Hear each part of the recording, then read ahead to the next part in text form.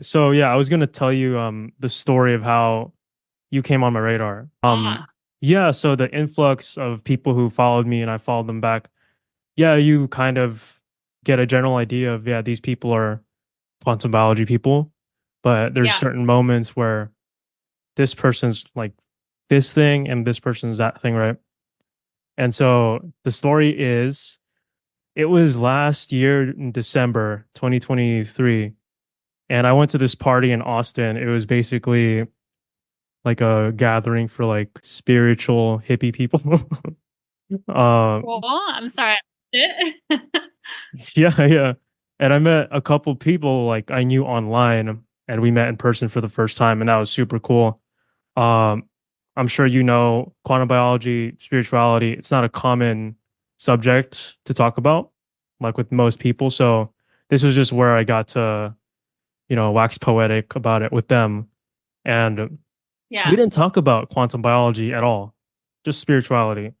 I didn't think they knew because they weren't wearing blue blockers or anything. So we leave the party, couple weeks pass, and I had interviewed Jack Cruz at this point. And so one of them texts me, "Hey, you interviewed Jack Cruz? Holy shit, dude." Like you're just random guy I met at a party and you interviewed Jack Cruz. And I'm like, how do you know who Jack Cruz is? We didn't even talk about quantum biology. You know quantum biology? And they were like, yeah, yeah. So at Baton Rouge or Louisiana, we went to a farming convention. Apparently, it was hosted by a girl in dreadlocks, if that rings a bell. Um, and Jackie Jolie gave a talk. And yeah, yeah, Oh, chills. All the way in Austin? That's so cool. you gave a talk in Baton Rouge to two people that went to Austin and came across me, went back, and we just connected the dots afterwards. Like, hey, we're both aware of quantum biology. Jackie Jolie introduced us, and her talk was super interesting. We are now all about this light story. And I was like, oh, that's awesome. So Jackie Jolie gives talks in Louisiana and all there. And Yeah. from then on, you've been on my radar. And that's when I knew like who you were specifically. So that's our that's my small world moment. So it's That's cool our to talk to you quantum now. entanglement. Yeah. Yeah, yeah. Super, Thank you super for cool. sharing that. That's super cool. I just got chills. Man, the universe is awesome. That's so cool. That was a fun talk. It was at a big farm event, actually kind of in Lafayette. It's a little bit more west of Baton Rouge, but Baton Rouge would be the town that you would know. And Uh, it was fun. It was at this farm that this girl is taking over from her parents. She's a badass. And yeah, they had like 200 people show up, just homesteaders, hippies that are like taking care of their uh, family, but know nothing about light and realizing that yep. they're doing everything right when it comes to like food, water, no vaccines, things like that, but did not know the light story. And so that is so cool that two of them ended up in Austin. Thank you for sharing that. That's sweet. Yeah, it just goes to show like you think it's 200 people, but that has ripple Yeah. effects, the most random and Yeah. awesome ripple effects. Yeah. Um, and yeah, that's true. I find like the hippie population will get everything right, but they just miss the light piece, which is pretty big. Um, Yeah. Nobody's been teaching them about it. Farmers even today, like they're doing the right things and they're doing what their ancestors of farmers did as well, but their ancestors of farmers had incandescent light bulbs or fire or exactly. and they don't realize they're getting like poisoned by this thing.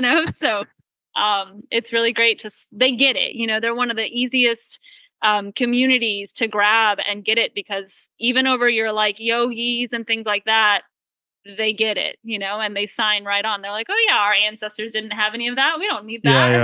Yeah, So it's they don't know it usually, but when you introduce it, then they catch on pretty quick. So, Yeah, no doubt. How did you come into it all? Did you find Jack Cruz first or? yeah, yeah. So, I was kind of in a similar boat. Yeah, we'll talk about your healing story. So, we'll use mine, introduce yours.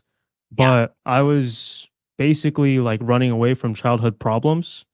So, like naturally to do that, you'll like lead down rabbit holes to fill your heart. Yeah. And I came across health as one of those ways. Oh, if I get so healthy, I'll enhance myself so much that I'll feel Yeah. whole again. And that started with lifting weights, just aesthetic vanity reasons. And just as it naturally evolved, if you lift weights, you have to eat nutritionally well. Okay. So I went down that rabbit hole. And in the nutrition rabbit hole, another aspect got introduced to me where I got red pilled on big pharma and the corruption and all that. So there's this kind of intentional or unintentional agenda to chemicalize our food and stuff. And that's when there was more, it used to be just selfish. But when I found out about that stuff, that's when I was like, oh, guys, we're all getting screwed together. Let's get them back. I'm going to spread this as revenge kind of thing. Yeah. Yeah. And so I was in the nutrition rabbit hole trying to like educate myself about that. But I had bad insomnia, so bad. It was crazy.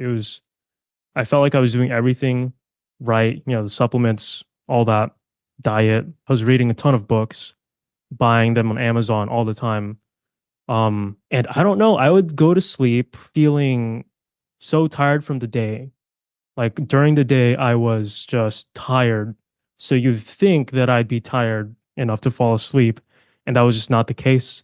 I wouldn't fall asleep. I couldn't fall asleep. Oh, And then I'd wake up tired from lack of sleep, and it just kind of yeah. continued. Uh, so yeah, when I found quantum biology, I was in this just breaking point. What do I have to do kind of place? But yeah, the struggle was real, but my frantic search fed the Amazon algorithm just enough to where the most random suggestions would come through. And my come to Jesus moment was coming across the book. You've most likely read it, The Mitochondriac Manifesto by Randy Lee. Mm-hmm. And looking back now, that book is basically a compendium of Jack Kruse podcasts, very organized, put together digestibly. And I was like, oh, this looks generic, doesn't look like anything special. But I read the reviews, and one of the girls was raving about it. Like, I've been a health nut for 10 years, and this is the best thing I've ever read. And that caught my attention. Yeah. And so I read the book, and the section on blue light in particular struck like a chord. I was like, oh my God, it's been staring at me in the damn face this whole time. Yeah. I'm taking magnesium supplements with my phone screen in my face. No wonder I couldn't sleep. So I just blocked blue light, watched the sunrise, and roughly 3 to 4 weeks in, my sleep stabilized. That's awesome. And from there on, obviously, I was Yeah. sold with experience. And so just been obsessed since then. And I just kind of realized mentally the implications of the whole paradigm, Yeah. our eyes being clocks, every light being daylight, peak solar noon daylight. And over many, many years of living like that, it kind of just sunk in like, whoa, this is crazy. Mhm. And yeah, now I'm just like the weird guy that wears these. Yeah. Yeah. um, of course. Wired headphones. Yep, air tubes. Yep. I got those. I have those Defender Shield ones. I love them. Yeah, yeah. And it's been a journey. I've saved myself decades of harm, probably, most Yeah. definitely. My parents are into this now, and that's probably extended their life. So yeah, Yeah. that's my kind of journey in quantum biology. It's I been love it. super fulfilling. Yeah. Well, good on you. Thanks for sharing the light. I'm Yeah, excited. of course. So I gotta put it put the ball back in your court. Yeah. How did you come across the quantum biology part specifically? And was there like, I believed in pharmaceuticals for a little bit, we all did. Like, what were your phases and how did it just kind of lead up into it? So I didn't know anything about quantum in the beginning. As a kid, relatively healthy, kind of typical childhood. We didn't eat a ton of junk compared to like what the kids are doing now. It was Yep. somewhat better. But college years, yeah, drinking, processed foods, pizza, all those kind of things, gained weight. Phones had really started coming about then. I'm kind of the last generation. Like I had a pager at 16. I didn't have my first phone Wow. until I was like 18 or 19 years of age. But then, in college, you're on your laptop all the time. You're under fluorescent light bulbs. I had headaches almost every single day in college and never knew the connection to like literal lights dehydrating my brain, along with Wi-Fi, but it was probably more so the fluorescence. But tried to always kind of do something outside and active. I've always loved nature. My career still to this day is I'm an equine and canine body worker, which is kind of like a physical therapist for animals. And so I do get to work outdoors. And because of that particular lifestyle, or career, it led me into a more healthy, natural based Hmm. lifestyle. I still probably took some Tylenol and stuff for headaches, but I was never a big pill pusher. Never took a ton of antibiotics, vaccinated as a kid, but I don't think I've had anything since. Um, and always kind of knew I had some cousins that were kind of tinfoil hat wearers, and we would hear some of the corruption stories, mainly more like government based. But when I was doing my career trying to like heal animals on a whole body holistic approach, you kind of started noticing where like things were starting to be overused. And I have a mom Hmm. that did a lot of back surgeries. And so I started seeing patterns where like they're still doing the same system and it's not really helping you and it's not working. And so I kind of was jumping on that bandwagon slowly. I had a weightlifter friend of mine, actually Jim Laird. Have you interviewed him? He's in the quantum community now. I've seen a He's like the Mer strength coach guy, like the big, huge caveman looking guy. has Um, Meredith interviewed him? Meredith has, yeah, he's been on Okay, QC. that's where I've seen him. Yeah. He's been my first angel in life in general. We met in Kentucky over 20 years ago, and I was still the girl that was like barely eating anything all day, like running every day, even though I hated it because I thought that was the way to be skinny and healthy. Hmm. And so he first introduced me into strength training with weights and also paleo eating. So he already saved my life. That was at like 26, 27 years of age by probably 2 or 3 decades, right? Because he usually got women in their 40s and 50s that already had thyroid issues and autoimmune issues, cancer, what have you. So we stayed friends for a long time. I moved to Louisiana. I'm doing my job. Well, I got Lyme disease 5 years ago from a tick bite. At Hmm. that time, I thought I was healthy. I was riding horses 3 or 4 days a week. I was lifting weights. I was eating paleo, the majority of the time, 80/20. I was still drinking regularly on the weekends for fun. But when I got Lyme disease, my doctor, the only treatment they had in the allopathic system was to put me on antibiotics for 3 months straight. And I was like, ooh, like I already kind of knew about the microbiome, it had kind of come around in the naturopath side. And I was like, that's not going to be good. And so she did actually tell me, like, well, go home, read up on it. We've got to test you for your co-infection, blah, blah, blah. And when I read up on everything, everybody was like, don't do the antibiotics. They don't work. They make everything worse. Even if they kill the Lyme, you're going to have side effects. And so I really decided I didn't want to. And I had found some natural tonics and herbal tinctures to try to heal it that way. So I went back for my checkup first, and she had my prescription ready. And I was like, well, look, if I take these antibiotics for 3 months and I come back and we retest and I'm still positive for Lyme, then what do we do? Oh, well, Hmm. we just put you on 3 more months of antibiotics. And I was like, oh no, this Hmm. doesn't work. So I did not sign up for that program. I did not take the antibiotics. I healed Lyme naturally with the herbal tinctures and the herbals and supplements that I had to help my immune system. I was working with a naturopath at the time. Well, Jim Laird and I was catching up, and I was telling him about me having Lyme disease, and he had heard about Jack Cruz about 2 months prior. And Hmm. so he had started jumping down the quantum rabbit hole, and he said, Jackie, we had everything else right, the weightlifting, the paleo, the walking outside. And he was like, well, we were missing the light component. He's like, I've been working you guys in a gym under blue light like every single day, stressing out your body.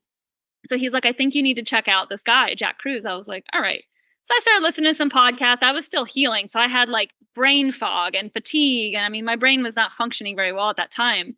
So I healed the Lyme. I was getting down the Jack Cruz rabbit hole through that rest of that year. And then luckily he had an event at his farm, which is in Slidell, which is about 45 minutes from here. Hmm. And Jim was going. He was a member by then. And he was like, I can bring a guest. And so I went with him, got to meet Jack, got to meet like a big, huge crew. Meredith was there.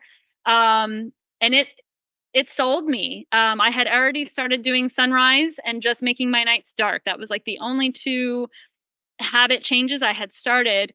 But by going there and also meeting everybody else that had almost come into the community really from an illness or a sickness, insomnia or cancer or autoimmune disease or weight gain, me having Lyme disease, it was like you saw this whole tribe of truth seekers and warriors, that just wasn't going to be settled, but just the answer that allopathic was going to give you because it wasn't working. Some of the people had tried everything, and wasn't working. So that's kind of how I got into Jack Kruse and quantum biology to begin with. Once I met everybody, I was just really sold and kind of hit it full blast. Because I will say, even though I healed my Lyme disease naturally, I was left with all kinds of symptoms afterwards, like GI issues. My brain still wasn't really like functioning like it should have been. My hormones and thyroid levels were on the floor. And of course, my allopathic doctor, she just goes, well, we're going to put you on thyroid medication and hormone replacement for the rest of your life.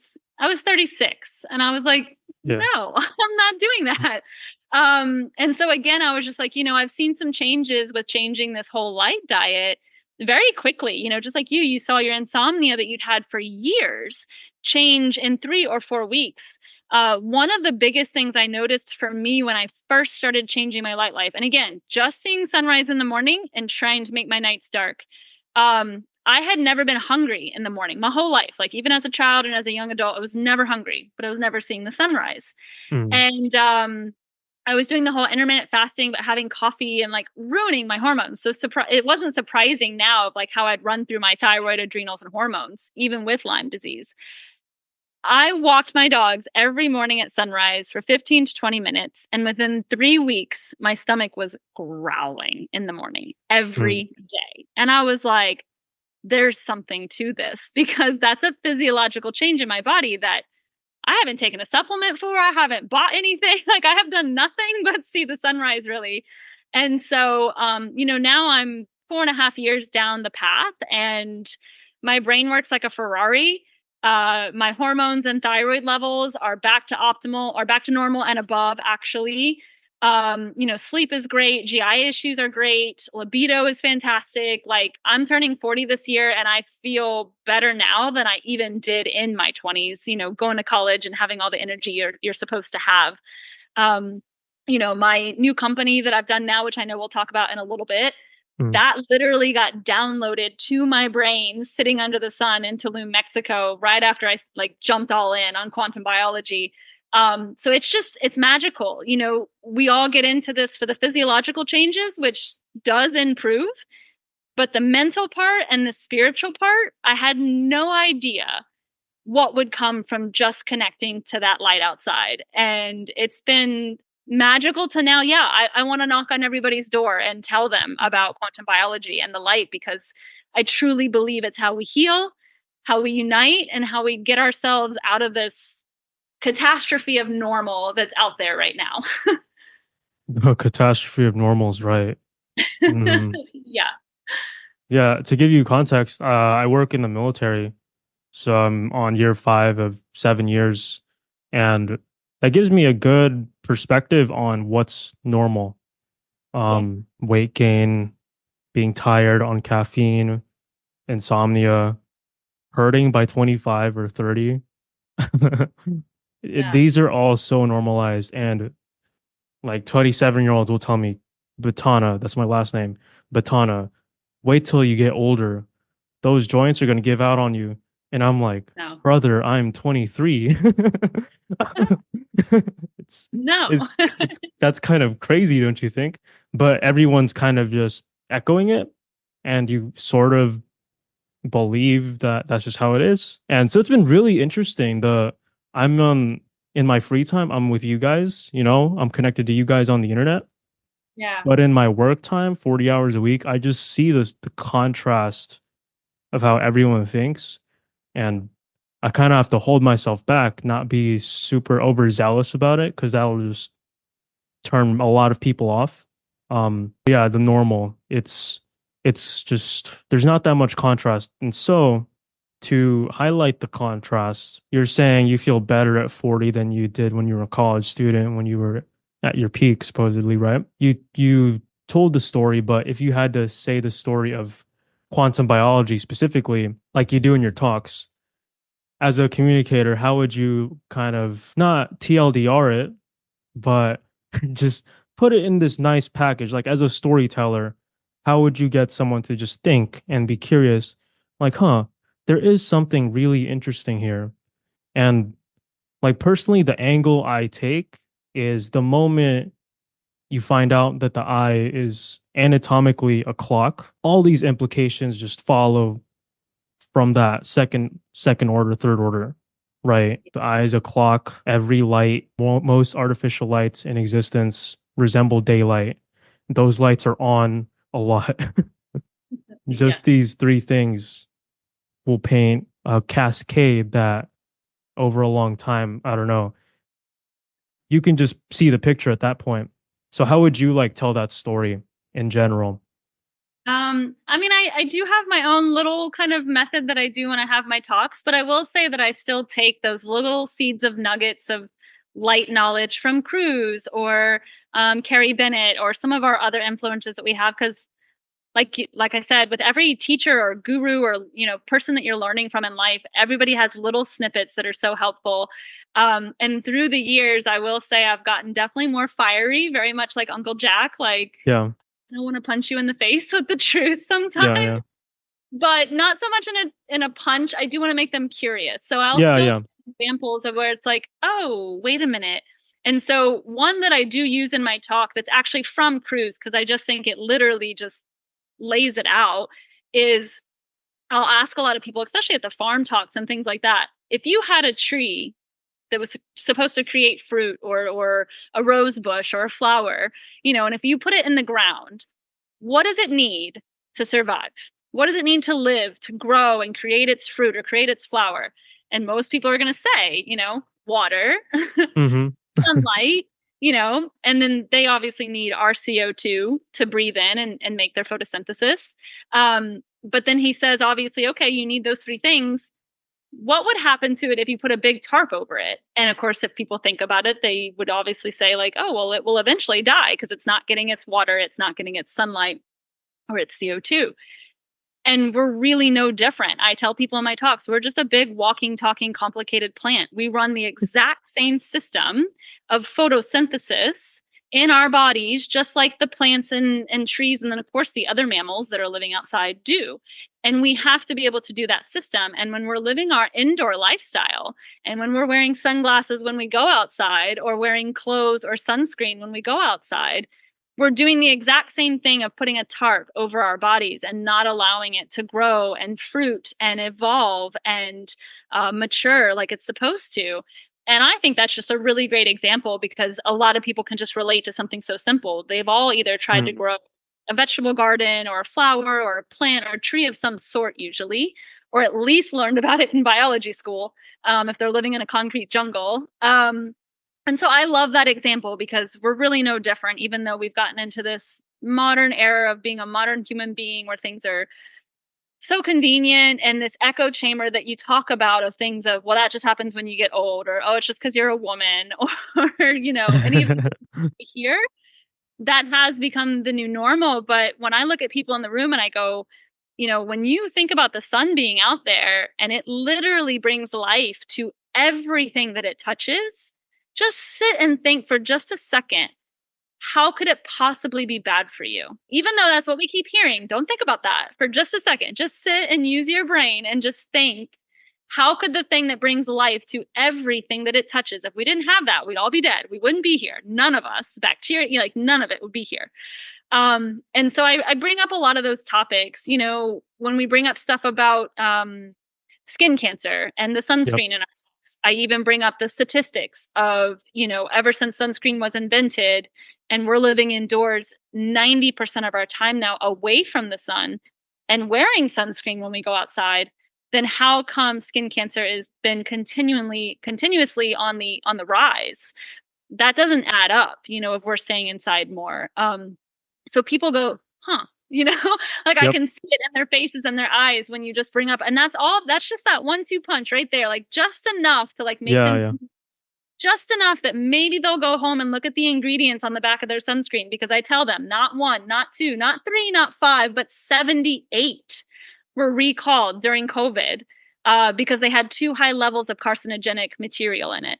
So, maybe the sunscreen is actually what's causing cancer because it's in your system and in your bloodstream within a minute. Our skin is our largest organ. That also works off of a clock. So I always like to bring in that anatomy. I like to bring in the really easy resonating clock type of pictures. I love that plant analogy. I think that's just one of the most perfect ways to get people to really think about it. And I think most people understand that eyes are important. I've brought up even more data of myopia and blindness, and something that I bring up a lot, especially I was just in China recently for my manufacturing, and it was sad. Everybody from like a toddler walking and crawling on the ground to everybody in their 50s and 60s all had prescription glasses on, and they were Wow. all glued to their phone. And I Yep. was telling somebody about it the other day about the prescription glasses, and they're like, well, why do you think that is? And I'm like, because the blue light is blinding us. Like, it's making us blind. When I was in high school, you might have seen 4 or 5 people that wore prescription glasses. It was not the norm. And now it's so normal. And you see young kids with like Coke bottles, on their face. And I'm not here to obviously like judge or pick on somebody wearing prescription glasses, but they're never needed. Our cavemen and our tribal people that are in their 80s and 90s living outside, none of them need prescription glasses. I always bring that up in my talks too. None of them have heart disease. None of them have diabetes. None of them have cavities, and they got beautiful teeth, and they don't even brush their teeth. Like, tell me how that works. Yeah. Shout out Weston Price. No doubt. The women still have their periods into their 50s, 60s, and 70s. Not that we'd probably want that, but it should show that your body has that vitality that, when you talk about the guys being like, oh, your joints are going to go bad, we should feel pretty damn good until literally the day we drop dead, barring any type of like injury or accident or anything. That really truly should be how it goes down. Our ancestors, they were either just dying from sometimes an illness because we've been more clean nowadays to help prevent that, or they got eaten by a tiger or a, war that came in and somebody killed them. So we're supposed to have that longevity. I'm at the age group right now where like I've recently lost a grandparent, and I've got friends that are finally losing some of their elders, and these elders are living 98, 99, 100 years of age. My grandmother is 87, and she still walks on her own, lives on her own, drives on her own. She's quite the inspiration. She only has readers that she has to use for when she's like reading a book. She doesn't wear like prescription glasses. But she was never raised around any of the Wi-Fi radiation, the blue light at all. They were post-depression babies. So they didn't even eat a lot. To be honest, there was 8 of them in the house. So it's such a contrast there when you can compare just 2 generations before mine that are living until 87, 90 years of age with not a ton of disease. And now we look at my generation and below, and we've got cancer in kids and in their 20s and 30s. And people are like, oh yeah, you're going to get cancer in your 40s and 50s and wear glasses and you're just getting old and your joints are going to give out. Like, what? Yeah. What happened?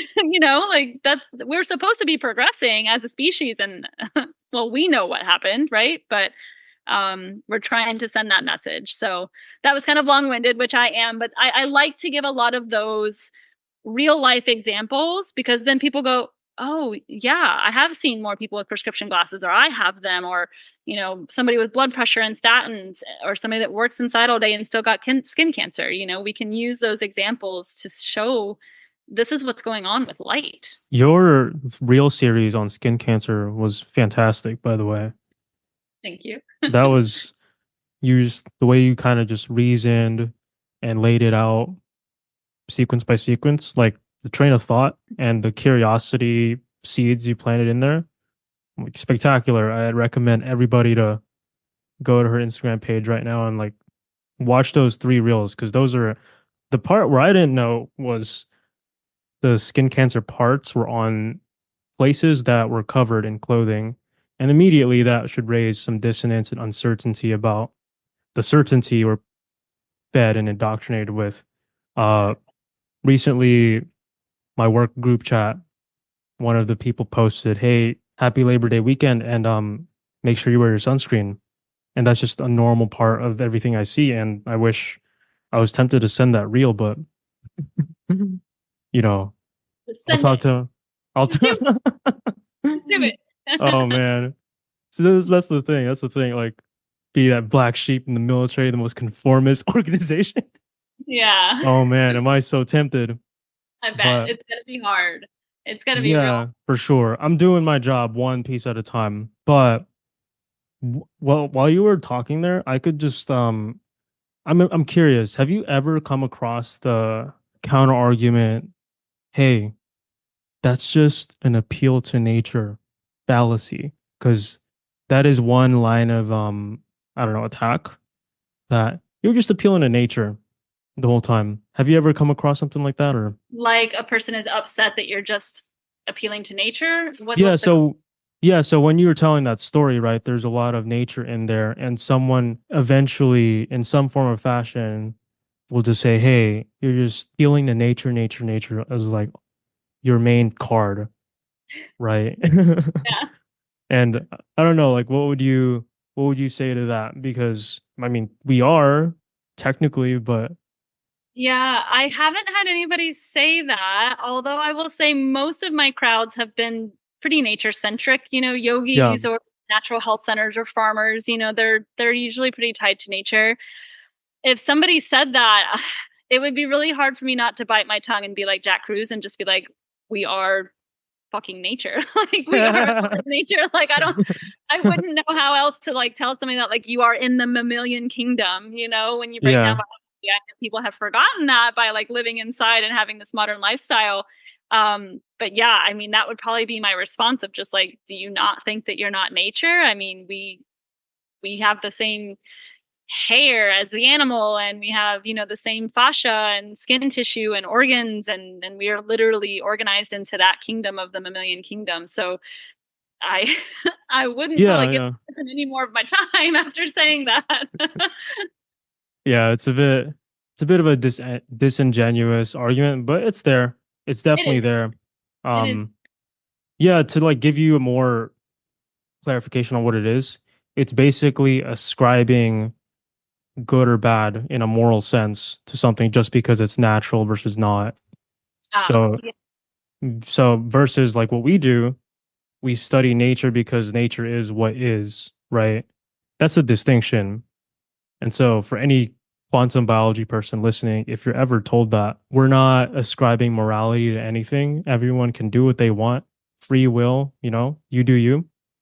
Yeah. But we are describing, hey, sunlight is predominant. Hey, your eye is a clock. Hey, skin cancer spots are in places that are covered. We're just pointing out observations, and like Jackie did in her whole uh spiel, we're creating uncertainty and dissonance just by what we're observing.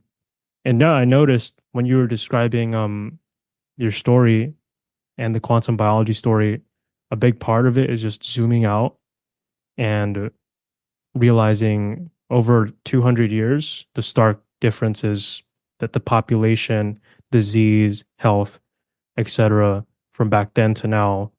Um, I'm a 23-year-old kid, and man, when I was in elementary school, maybe 1 in 5, 10 people had glasses. Now, 1 in 3 to 2.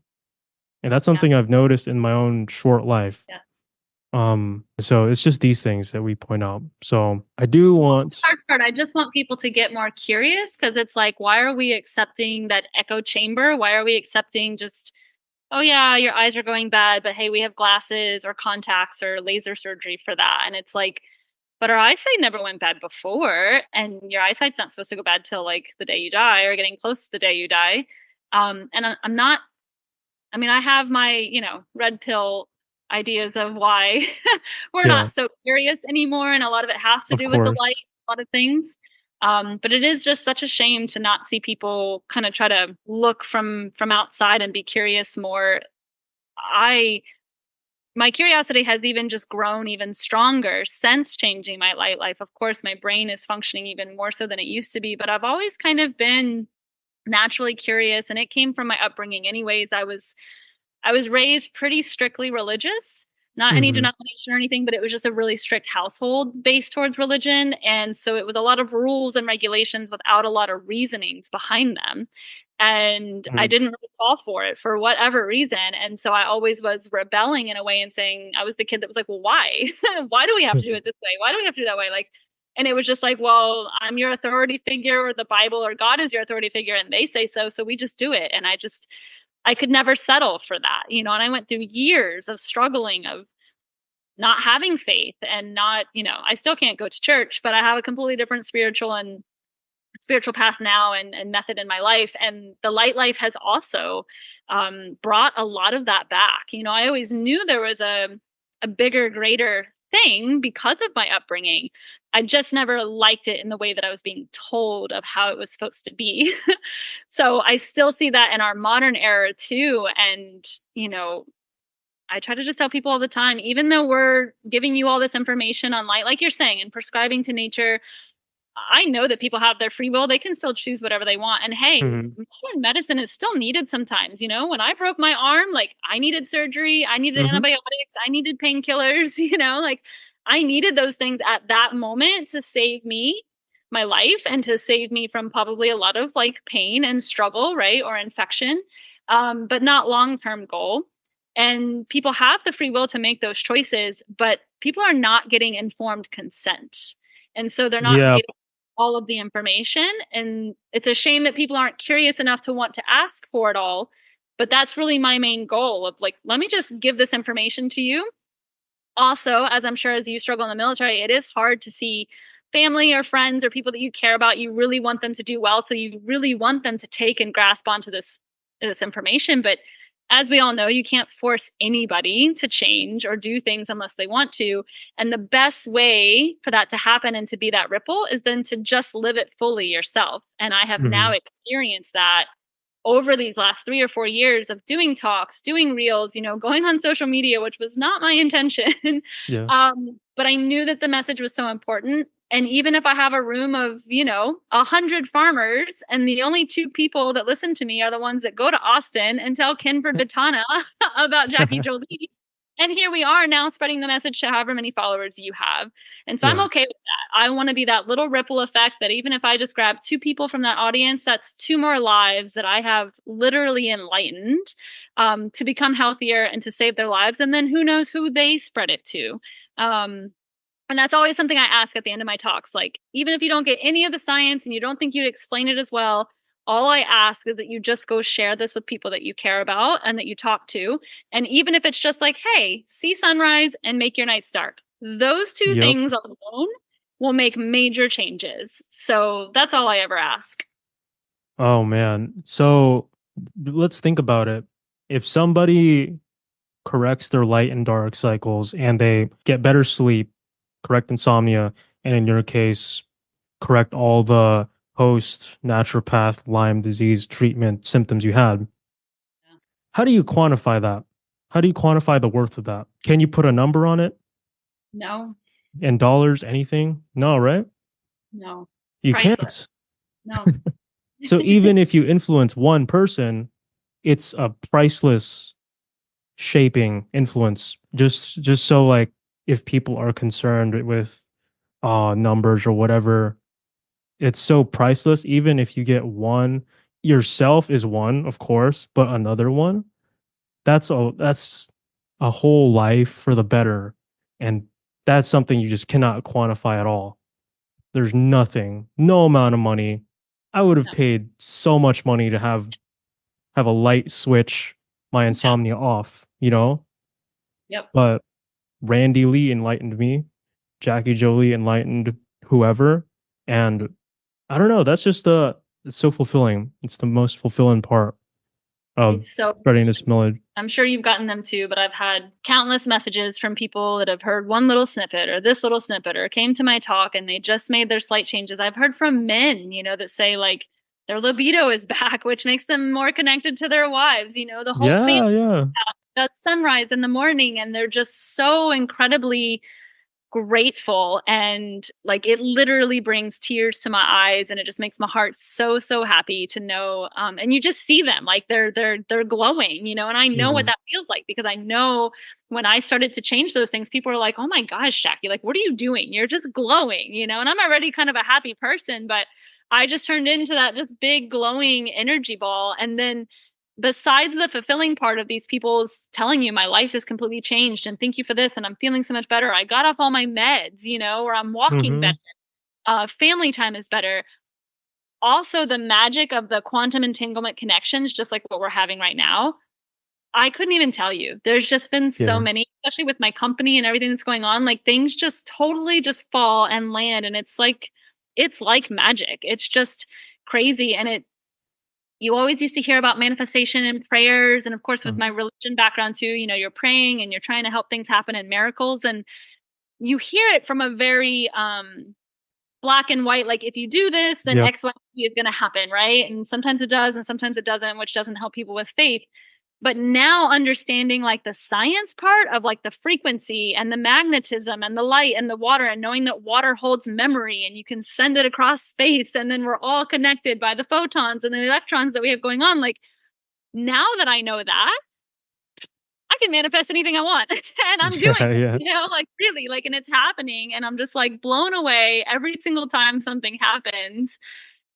And I just want everybody to have those experiences. Like we can all have way more abundance than we've ever been told or ever thought possible. Um, and that's why I want everybody on the light train. Everybody, including our four-legged friends, right? Absolutely. You Absolutely. work as a body worker for horses and dogs primarily. So that's the interesting thing about you. The quantum biology figures, they have their unique slant that they come at this paradigm with. And yours, I don't see many people talking about animals, right? So, you know how we have seen humans and like how certain things have been normalized, obesity, diabetes, all this stuff. I am not aware of animals, like the issues surrounding animals. I'm sure it's the same, but I've always seen animals as I've seen them, no contrast since I've never worked with them. Yes. So, pre-quantum biology, what were you seeing in the animals, and post-quantum biology or whatever modality, what changes have you seen that changed the animals' lives for the better and improved them? Yeah. So in my line of work, I work with a lot of athletes for the most part. Dogs have usually been pets. You know, they might have an ACL tear or an injury, or I worked on some dogs with lymphoma. And during the first few years of my work, I really didn't have an idea of the patterns, you know, and I didn't know quantum yet.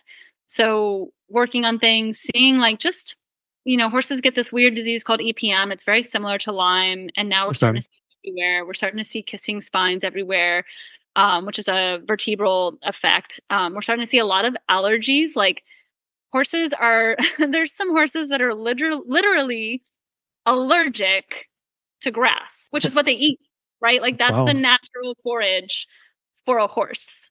Yeah. Um, and so, granted, most people think it's just odd, but in the medical system, and this is kind of what happens in the human side too. It's like, well, let's just fix whatever that like main symptom is. We don't sit down and go, well, why is this happening? Like, why are they now having a histamine response to like their literal natural forage? Now that I know what I know, like I definitely think the light story plays a huge part as far as suppressing the immune system in general.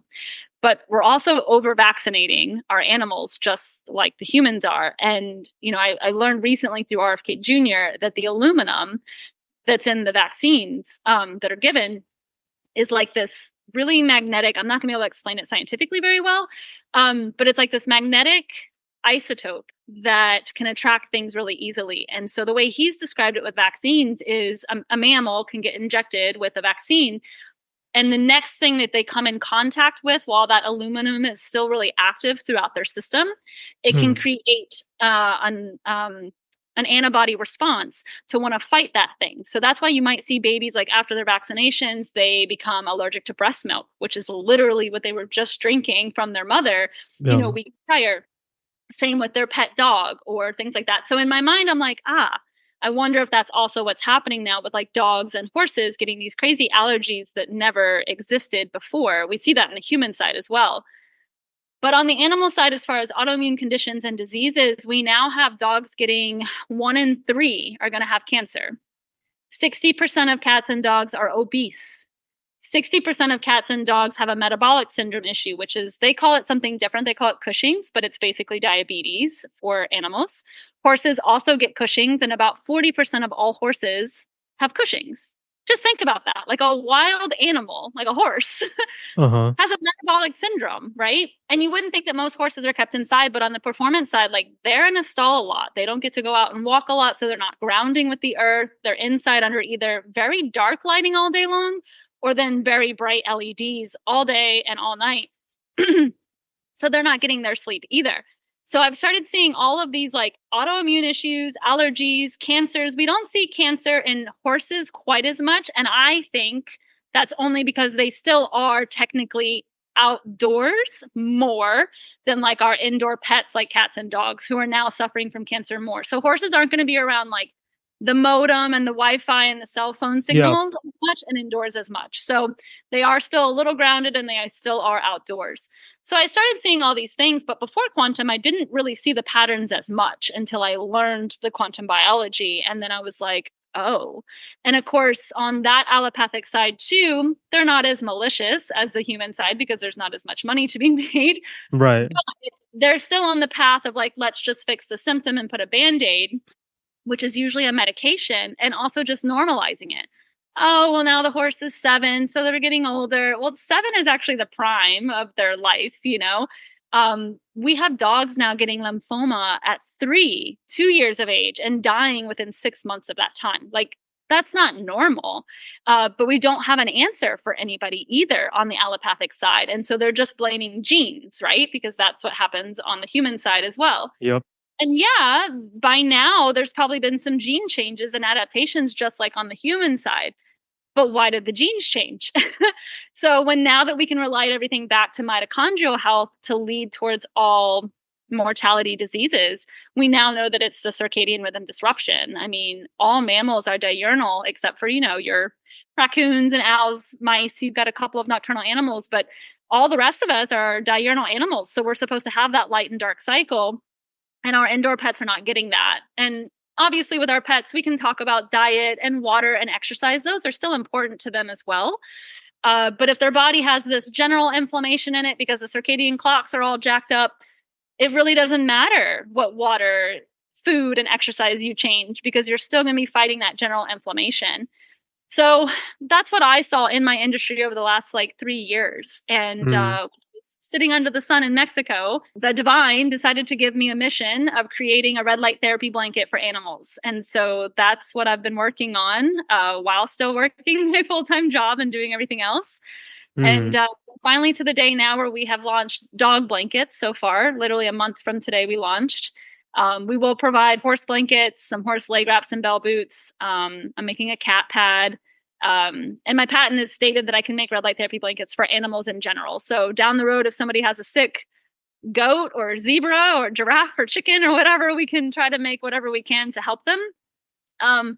But my main big mission out of all of this is I want to bring this light story that we're all talking about now in the quantum side with humans. I want to bring that to the animal industry because nobody is talking about it. We have naturopath vets that talk about, you know, acupuncture and chiropractic. And of course, they're talking about the toxins in the food and the vaccines and the water, mold, myotoxins, environmental toxins. But nobody's really talking about, you know, Wi-Fi and modem and cell phone and blue light at night and light and dark cycles. And so I want to bring that large light story to the animal industry. And my hopes are, as I'm telling the pet owners that are sitting there listening to it, I'm hoping some of those light bulbs go off and they go, wait a minute, I'm a mammal too. And I stay inside glued to this thing all day long too. And maybe I should make these changes. So I'm really trying to be sneaky and grab like a couple of all of the mammals, 4-legged and 2-legged at the same time. By going to conferences, trade shows, vet shows, all of that, and really trying to get this message out there. That is so sneakily smart. Thank you. I didn't even think about that because yes, these animals do have owners usually. Yeah. You're not selling it to a horse itself. No. Wow. Yeah, so that's when you think about it, before quantum biology, I just looked at animals like, yeah, they're just living their lives. 9 to 12 years old is their lifespan. But now I've had roommates, I've had friends, and close with their pets naturally, and they're just in this blue lit cage 24/7, literally. Some animals, the lights over their head where they sleep. The ones downstairs, there's an ambient light on while they're in their cage. Yeah. And I know when their parents, yeah, we'll call them parents, go to work, that they're just there in the blue lit house. There's nobody with an incandescent bulb around anymore. Yeah. And it's crazy. The Wi-Fi's on, I'm sure, when they leave. Yep. I don't know. They live in microwaves essentially, and what implications does that have? You just told me for the first time the stats on the animal side of the story. I have a general understanding of the stats of the human side, 1 in 3 in this, 1 in 2 in that. But it's just as bad on the animal side, apparently. And this too is getting normalized. And yeah, so how are you thinking the red light blanket would alleviate that? Because obviously red light is a big part of the solution. Yeah. So as you know, I mean, as we're learning in quantum biology, we have plenty of hurdles to get past to people, and most of it's the education and to discredit what has been normalized for so long. And that takes time and it's hard. I think one of our biggest barriers, I tell Meredith all the time, is that this new quantum lifestyle is actually simpler, easier, fun, even. And we've Mm-hmm. been so used to in the modern lifestyle, we have to have 30 supplements on the cabinet and all these rules, and it's got to be workout every single day for 2 hours, and like this really hectic, chaotic, healthy way of living. And it doesn't have to be like that. But I know even in this story of going forward, my blankets are not going to fix all the issues. We still need to fix the issues of having your pets in a circadian rhythm, chaotic environment under blue lights, Wi Fi radiation. But to first bring that out, it may not be so well recepted. So the nice thing is with the red light blankets, I started thinking about the general inflammation that everybody's walking around with because of our circadian rhythm disruption. So if I can come into the industry with just like somewhat of a fix in a way, Mm-hmm. helping and alleviating these conditions that animals currently are dealing with, right? That gets me in the door. And that already starts helping animals now. I mean, the great thing about red light, even if you have a quote unquote normal young animal that you just want for optimal performance, there's already so much research behind red light therapy that shows there's performance enhancement. It will help muscles grow better. It'll help wounds heal and injuries heal better. Because if you're an athlete, you're going to get injured at some point. With over 7,000 scientific articles, I've already got a pretty big punch behind red light therapy, which is Yep. fantastic. So that gets me in the door, as well as right now, red light therapy is really blowing up on the human side, which is nice because now if people know a little bit about it, they go, oh, I can do this for my animals. Like, okay, they're like my children. Let's get it. So that gets me in the door. We are going to start a whole, like, as you've seen on my private page or my personal page, for the last like 2 years, I was doing all these reels talking about from the very beginning of mitochondria all the Yep. way through sunscreen and skin cancer and cell phone damage and vaccines and all the things. My intention is to bring that whole story to the animal industry as well. We don't have as Yep. many followers yet, and I'm still working my full-time job, so I don't have all that content built yet. But that is the intention. So the red light therapy blankets will get me in the door, start helping the animals with conditions now, and then we start the educational content. Like, well, why does this work? Because some people go, oh, you're going to stick a flashlight on my animal, or you're going to stick a light on my animal, and it's going to do something. Yeah. Again, red light therapy has over 7,000 articles. Also, what I tell people, light is literally, go Google it, the fastest and strongest natural energy source in existence of the universe. So it Yeah. works. It can heal you, but it can also harm you if it's done in the wrong ways. And so that's the education that I now want to bring to the animal industry, to where hopefully, besides just using the red light therapy and selling a product to somebody, they're now going to get the education of why does this work? I'm going to give them the informed consent. They can still make their choice of living the way they want to, not buying a blanket and doing whatever, or they can have the informed consent to save their whole family, including their pets, moving forward. I even have like 3 or 4 other products I would like to develop that will all be around light-based technology and circadian rhythm technology for animals and the industry. So this is definitely a long-term plan and mission, but that's where the red light kind of gets me in the door initially, to start helping animals and to start bringing this topic of light to the animal industry in general, because nobody's talking about it. And I'm not a vet, a doctor, or a scientist, so I've kind of got to get in the door this way. What are some, do you have any stories of animal, what do you call it? Like, yep, case studies Yeah. of improved health in animals from implementing all this Yeah. quantum biology stuff. I haven't had a case long enough with like an actual disease yet, just because I've had some prototypes and we just got launched, but I'll be looking for those. But I have a couple as far as like wounds and injuries that are like phenomenal. So I had a horse a little while ago that had a suspensory tear in its ligament. So that's kind of like down on their leg. It would be like us having like a hamstring tear or something. It's pretty serious. Okay. And those usually include only like 60 days of rest in a stall. They inject it with some steroids to help it heal faster. And that's kind of just the typical protocol. And they use an ultrasound to like find it and diagnose it. So they found the tear. They did all the normal protocols, like injected it with the steroids. Okay, she's going to have 60 days of just stall rest, hand walking, and then we reassess at 30 days basically and see how it's doing. So all we did was just add the leg wrap, which is one 15-minute session of red light therapy a day. That's all we did for 30 days. The vet came back at the 30-day checkup and he could not find the tear on the ultrasound. Like, could not find even like a remnant, a scar tissue part, nothing. And even he said, I've never seen one heal this fast. So I was like, okay. And then one case that we will showcase soon is a horse that it kept having sinus issues for a couple of months, and they tried allergy medicines and stuff, and it just kept getting worse. So they're like, something else has got to be going on. And we have LSU vet school right here in Baton Rouge, and so they sent him over there for the specialist. They found out through an X-ray that he had an infected tooth up here on his upper jaw, and so for some reason, the way the location was, they couldn't go in orally to remove it. They had to actually put him under and open up his skull and take it out from here. So they took it out. He comes home with this, gaping hole on his face, and he's on antibiotics and, rest and all these things. Well, the wound just won't heal. Like 2 weeks passes by, it won't heal. It's oozing, it's not closing up. So the vet thinks, oh, well, there must still be like an infection or a remnant left of the tooth. We're going to have to open him back up and we'll debride it all out, clean it, and send him back home. So they open his skull up again, debride everything out. There's nothing there. They send him home, still on antibiotics, still on stall rest. It won't heal. Kenford, they opened up this horse's skull 4 times looking for something. Yeah. Putting this horse under surgery, under anesthesia, and opening up the skull where there's a lot of nerves, there's not a lot of fat tissue or protection. He comes home, he's so swollen, big old gaping, oozing wound. He's starting to get trigeminal nerve damage now, and he's like twitching and shaking and rubbing his head raw, like it's getting bad. They're putting him on steroids now, gabapentin for the nerve damage. They put him on different antibiotics to just see if they can heal the wound with a different antibiotic, which is tearing up his gut. And the client finally calls me and she goes, I'm ready to try crystals. I'm ready to try whatever. Do you have anything that we can help him with to heal the wound? And I was like, dude, why didn't you call me like after like the first week?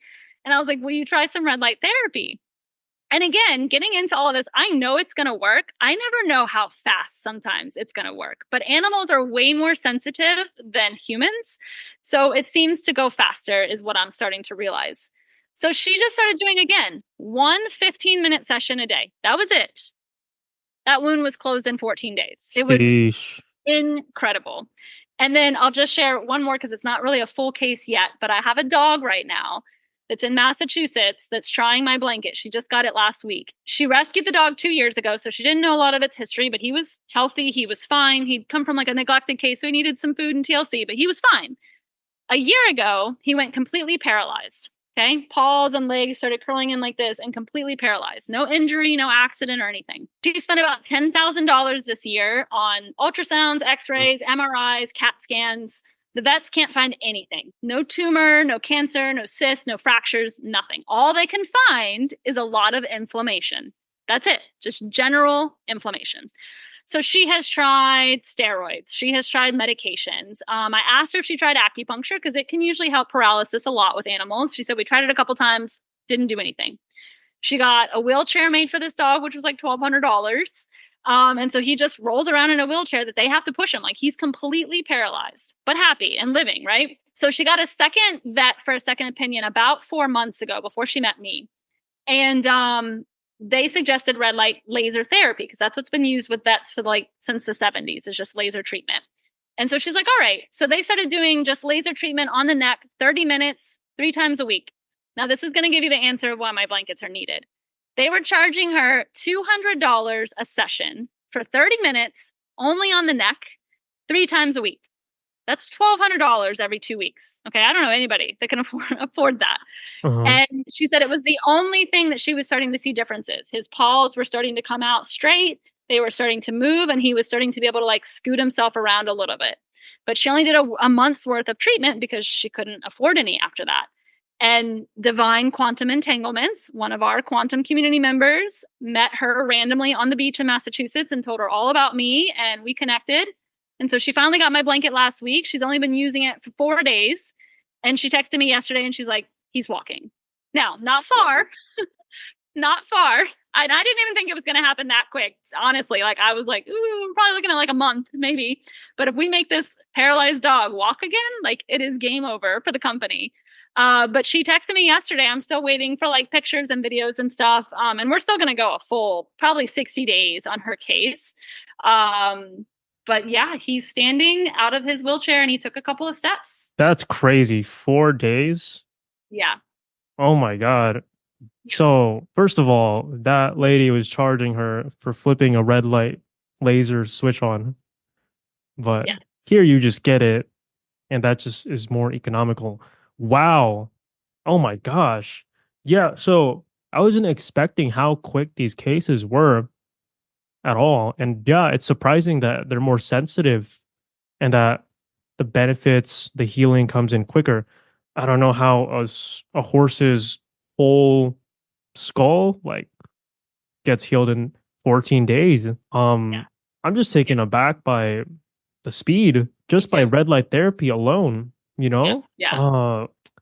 Yeah, you have a lot of potential here. A lot Yeah. of potential reach. And this coincides. So this is, I just want to tie in what you said before because I didn't forget. Yes, you're just trying to get in the door. This isn't the full solution.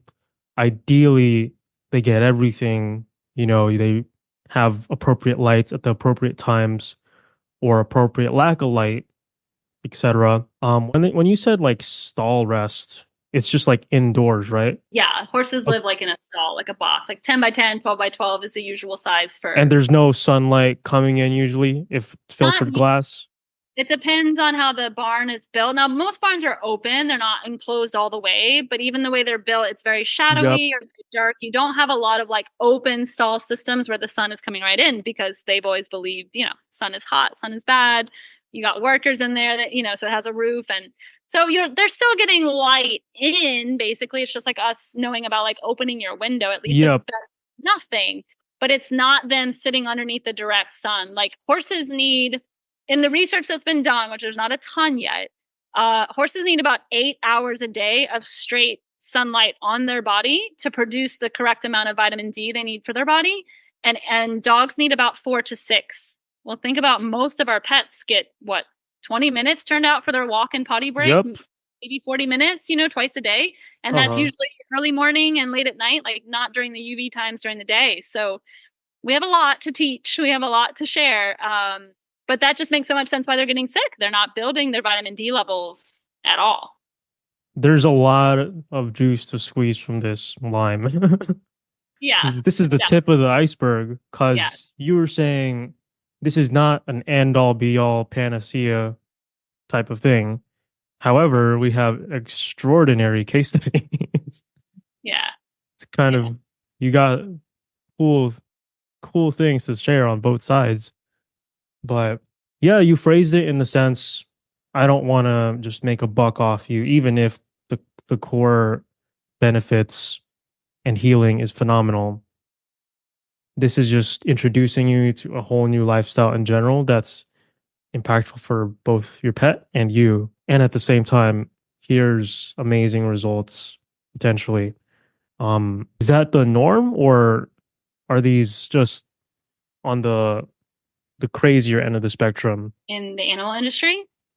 in the animal industry, which is in what you've seen, like the Well, you know that us being all about light is kind of on the extreme side. I mean, the first things people are going to ask you about are skin cancer and the sun is bad for you, or I can't get up at 6 o'clock in the morning, or I can't let my yeah. dog out at this certain time, and it's just lifestyle changes. It's besides the sad part of not seeing people curious enough, it's really sad that we have now been brainwashed or institutionalized or whatever to like not put ourselves first and to not put our health first. Like like Jack says, if you don't have health, you don't have wealth. Like if you can't Hmm. walk around the block with your dog and enjoy the sunshine, or you can't run around with your kids or your grandkids, like what good is $1 million in the bank, Yeah. So I know that we're still going to have, some battles and some different things to go through of teaching this information, but yeah, at the end of the day, like I'll love it if they buy my blankets and I know it's going to be successful. I've already been shown the vision, but at the end of the day, I'm still going to tell people like go outside. It's free. Put your feet on the ground, put your paws on the ground, like put your hooves on the ground. Like it's free. No. And we're always going to push that message above and beyond any of it, but there's plenty of a market, for the blankets to be able to help animals suffering now, and then even animals that maybe aren't suffering but they want to have like optimal performance. So yeah, Definitely send us an update on that dog 2 weeks, 2 months from now. it's going to be the biggest testimonial ever, Oh ever. yeah. Yeah, I'm super pumped. Do you want to show us? Yeah, I was just gonna ask if you'd like to see it. I brought over my extra small so it'll try to fit in the computer screen. So this is what the blanket looks like. This is our cool little logo with red and purple. So those are the two Hmm. wavelengths. Well, actually, red and infrared obviously will actually provide 5 wavelengths in all of our blankets, which will still put us in even more of a niche because most red light products on the market for both human and the stuff that does exist for animals already only has 2 wavelengths. Hmm. So we're producing a more full spectrum effect, which actually comes from very old light therapy research from Russia, from Tina Carew. Um, we made it wireless. So this is just where you charge your lithium battery. So that way, number one, safety issues. You don't have a wire attached to a moving animal, as well as these will be completely non-native EMF. There will be absolutely no electromagnetic fields to cause inflammation to the body either. Wow. Every single blanket will come with a belly band. This one's small for a small dog, but the horse blankets and the other size dog blankets have a belly band as well. So that's for the ventral line of the body. That Hmm. comes from all my years of being a body worker because nobody pays attention to the ventral line, which your lungs are there, your organs are there, your abdominal muscles are there. And with animals, you'll have, castration scars for horses, spay and neuter for dogs and cats. They'll have C-section scars, abdominal bloating scars. And you want to be able to like reach the microbiome with the red light, right? So Yeah. we'll be the only therapeutic blanket in general in the animal industry that will have a belly band. So that's kind of cool. I'll go ahead and turn it on. Whoa. There, the lights that you can see are our red light wavelengths. The ones you can't see are the near infrared. I've already worked out all the science that all they're going to need is one session once a day, 15 minutes, and they're getting the correct dosage of like 10 to 20 joules per centimeter squared. A lot of times we'll see in red light therapy, especially nowadays, so many companies are jumping on the bandwagon to make money. And we have this mindset in America, other places too, but in the United States, like more power and most strong and powerful is like the best. And Uh-huh. that's not always necessarily the case, especially for animals. So they are very sensitive. They don't need super high powered modalities on them. So these are all low level LEDs and intensities. If I do have a specific case like the paralyzed dog or an injury, I may bump up that dosage to twice a day for just a small amount of time and then break them back down to a maintenance dosage. But those will be very specific cases, and we'll add all of that into our education. The blanket also helps. I think I mentioned this before, but like almost all of the research that's on red light therapy, it's actually done with contact methods. So actually with the lights like on the Yep. skin, instead of, kind of what the panels are and stuff that we're using now. So Mm-hmm. that's actually shown to be where you can get your best penetration and optimal absorption. And for animals, especially, they have the layer of fur that you're trying to get through. So there's extra reflection issues and extra absorption issues. If it's some type of like panel or something that you have to hold away from the animal, you're not going to get actually much of a therapeutic dosage at all. So the contact method with using a blanket is going to be much better preferred. That's Yeah, my yeah. I knew of contact versus non-contact, but the nuance is definitely important for animals because us humans, we don't have as much hair, obviously, and there's just a lot of things there you want to consider. So contact, non-native EMF, what more can you ask for? Titrated, yeah, well done. And I'm sure all the other nuances will come on your website or they can contact you for it because I'm sure a lot of people will be tempted to do it for 30 minutes or something. So yeah. just Yeah. cautionary on that. But wow, that's there's a lot of I see the method to your madness. Yeah. There's a lot of things going on and second order, third order things from it. I Yeah. love it. Thank you. Yeah, it's been my baby. It's been a wild ride so far, and there's more to come, which I'm super pumped for. So yeah, we're gonna be lighting the way to animal wellness is one of our slogans. So I'm sure it's crazy working a full-time job and starting a whole company and being a presence on social media all at once. yeah, But you'll manifest the highest version of it yeah, no where doubt. everything is aligned. But on that note, I just wanted to save this part for last. You are very outspoken about spiritual nature of reality, and not everyone is in this community. And I just wanted to ask you. You mentioned you grew up in a religious household, and you stayed away. You couldn't find your faith for a little bit. You came back to it. Can you tell me about your journey there? Why you lost your faith? What kind of faith it was, and how did quantum biology kind of revitalize it? And why do you think it's even important to have that faith in general? Oh man, lots of questions. I'm gonna answer the last one first Yep. because I think if you don't have faith in anything, then it's very hard to have purpose Hmm. because um so my favorite question that I like to ask new people coming into my life, whether it's like a family member or a friend or like maybe a boyfriend or something, I like to ask them why they think we're here as human beings. And there's no right or Mm. wrong. I'm just curious because it gives me a lot of feedback of like how the person thinks or if they've even thought about it at all. Some people are like, "Oh, I don't Yeah. know, I haven't thought about it," right? And so I like that question. My answer to it is we're here to love and be loved. And I know that sounds like, oh, so romantic and woo woo. I don't even mean it in like the romanticizing part of like we have to have a partner and we have to have that boyfriend, girlfriend, or husband and wife type of love. That's good if we can find that in this lifetime too. It can even be your job. Like I love my job, both of them now. But Yeah. I love what I do and I have a lot of faith in what I do because I'm helping something. I feel very purposeful. I feel very mission driven. And so that love is there for what I do for a living, which is fantastic because it doesn't feel like work most days. But a lot of people will have that being family oriented or have a ton of friends or traveling and seeing the world. They have a love for wanderlust. So there's some type of love that's involved that's our highest energy source. And so when we have that present, then that faith kind of almost comes naturally because we end up having faith in the plane that's going to get us to our next trip or the book bag, or the backpack carrier that you're backpacking with through the countryside that's going to take you on your way. And so that's the answer to the first question. So you have to have that faith I think, to be able to have like some type of purpose or mission in life to know why you're here. We all have a mission and a journey that we came here for that we're experiencing. And I think a lot of people are lost nowadays by not Hmm. having that. And I think in our modern world, we've been told you either have to go to church and or school to find that. And hey, I went to college twice, so I fell for it twice.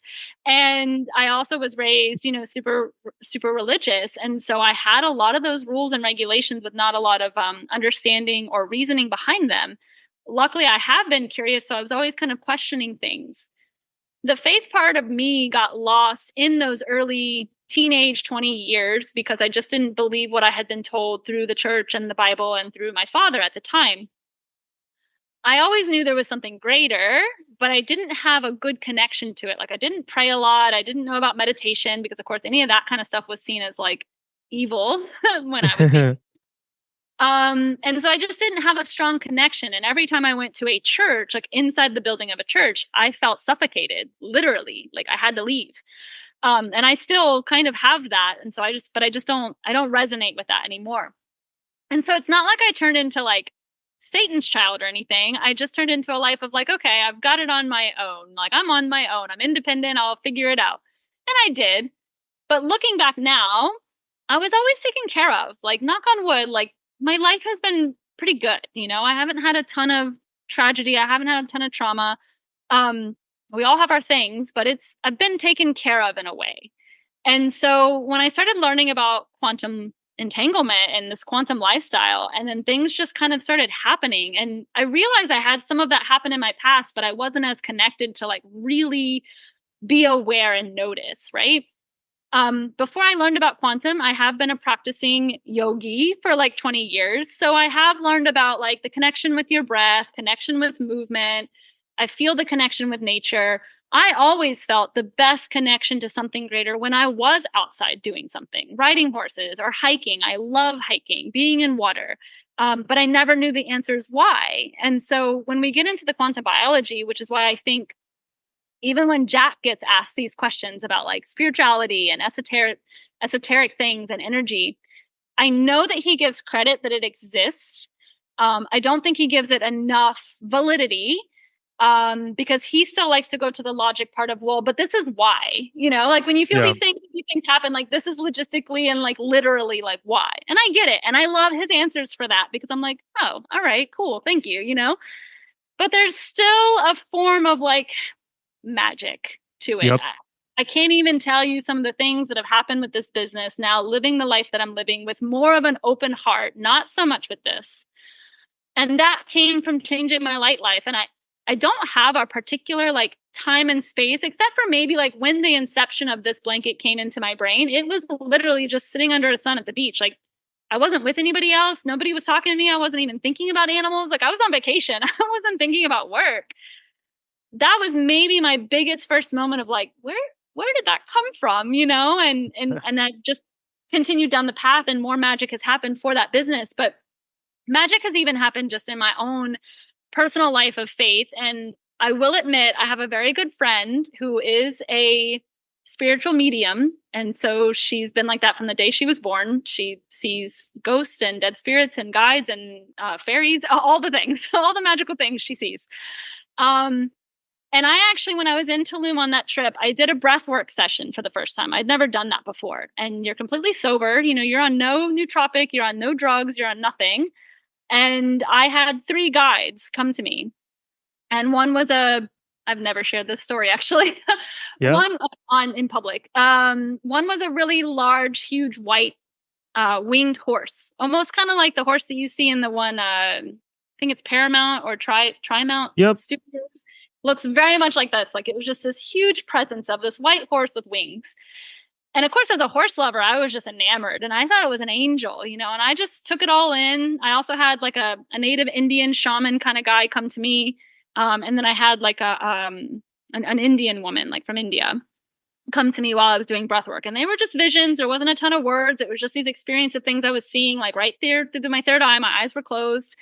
And it was very powerful. Breathwork is incredibly powerful. Like I searched them out now. They're so much fun. I've almost like levitated in one. Like it was the wildest thing. They're great. If you have not done one, I highly recommend it. But when I met my friend a couple months later, she had found out about what I was teaching with quantum. So it was also this magic quantum entanglement. She was having health issues. She wanted to know more of what I was talking about, and I wanted to know more of what she was talking about. And so we met for dinner one night just to get to know each other, and we talk and chat and all these things. And I tell her all about quantum, and she's just like blown away and wants to know more. And she's like, okay, she's like, well, look, you know, you helped me out so much. Like, let me give you a free small reading. And I was like, okay. And I was like, well, I've never done that before. And she's like, well, usually I ask questions. What would you like to know? And I was like, I don't know. I was like, well, is anything here? Anybody here that wants to talk to me? And we were outside on a patio, and there was this big, huge parking lot behind me. And she's like, well, Jackie, she's like, there's a huge ass white horse behind you. I had not told her my story at all. She didn't know anything. And then that's when I knew she was real. That's when I knew the horse was real and the experience was real. I had seen that. And if you think about the quantum entanglement stuff, that's all just magnetism, right? Manifesting itself. And then Kenford, from this point forward, which I have a necklace right now that has a horse with wings on it that I wear every day. Mm-hmm. Every time I travel somewhere, even when I was just in China, a billboard had a big white horse on it with wings. Every time I travel somewhere, a white horse shows up. It might be a painting on a wall. It might be a sign. It might be a movie clip or something really quick, but it shows up every single time. And so instead of having to revert back to my childhood where like it has to look like God, it has to come through your prayer on Sunday morning in a church at 9 a.m., I know that that is the divine right there telling me like, hey, I'm here. I got you. I got you, you know? And I mean, I've met my grandmother now, and like I've talked to all kinds of people in my life, and it's my faith got stronger because my brain was more open to be there. My heart was more open to be there coming through the quantum life. But now going through some of the experience I've had too, I now realize like I have a whole team up there. It's not just like one person, you know, that I'm answering to. I have a whole team up there that's looking out for me and is helping me.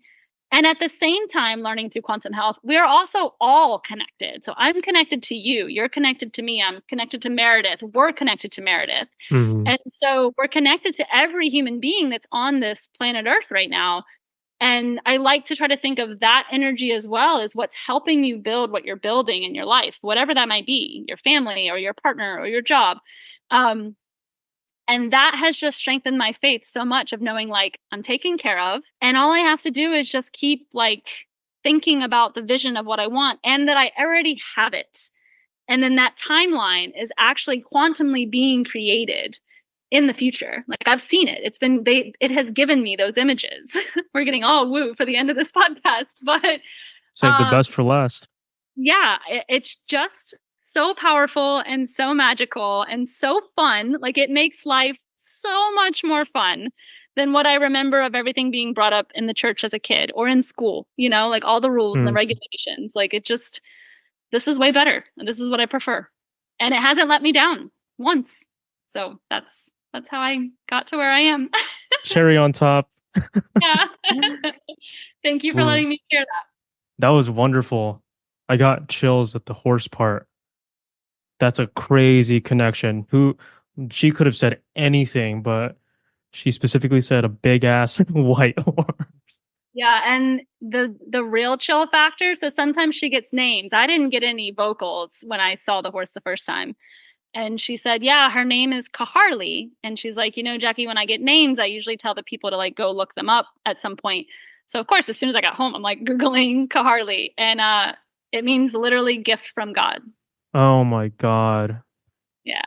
In what language? I spelt it Kharli because just when she said Kaharli, I was like, okay, that's kind of like Harley here, but probably, so it's Arabic.